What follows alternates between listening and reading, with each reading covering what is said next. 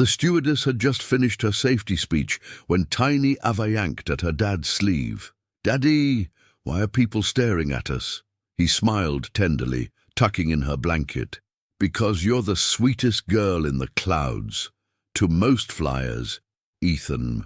Brooks was simply another exhausted single dad in seat 12F, trying to entertain his 6-year-old on a midnight flight. His hair was graying at the temples, his hand hardened, his eyes weary. Nothing about him suggested anything exceptional, but as the jet soared through the skies, a sudden radio snap shattered the calm. "Delta 457, you've entered no-fly airspace. Identify at once." Whispers swept through the cabin. Passengers clutched their armrests, tails of warplanes spreading like flames.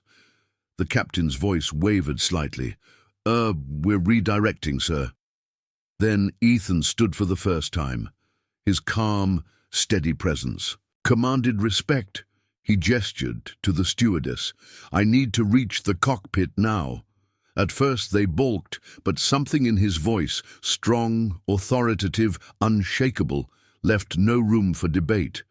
Soon after, he was given the headset. His daughter peered nervously from her seat as he spoke into the radio.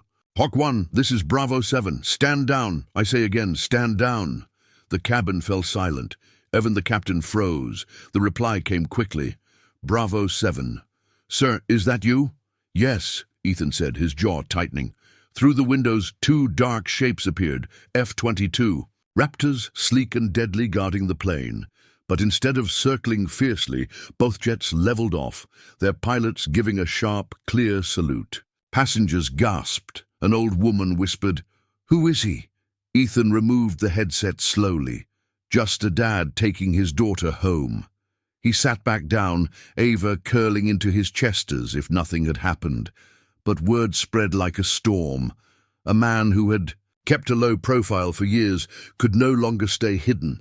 Ethan Brooks wasn't just a single dad. He was a decorated Air Force commander, once the leader of Bravo Squadron, a call sign that still held sway in the skies. He had saved countless lives in missions no one would ever know. Yet here he was, in coach, seat 12F, holding his daughter close, because after losing his wife, he had promised Ava one thing: no matter what the world asks, you're first. The plane landed to booming applause. The F-22 pilot stood waiting on the tarmac, at attention, not for the title, not for the medals, but for the man who gave up everything for family. One of them knelt to Ava with a smile. "Your daddy's a hero." "You know," Ava looked up puzzled. "I already knew that." Closing narration. Sometimes heroes don't wear capes or even badges. Sometimes they sit quietly in seat 12F, carrying the weight of the skies on their shoulders and the love of a child in their arms. Because in the end, the greatest call sign isn't one the world grants. It's the one whispered when a little girl says, "Daddy."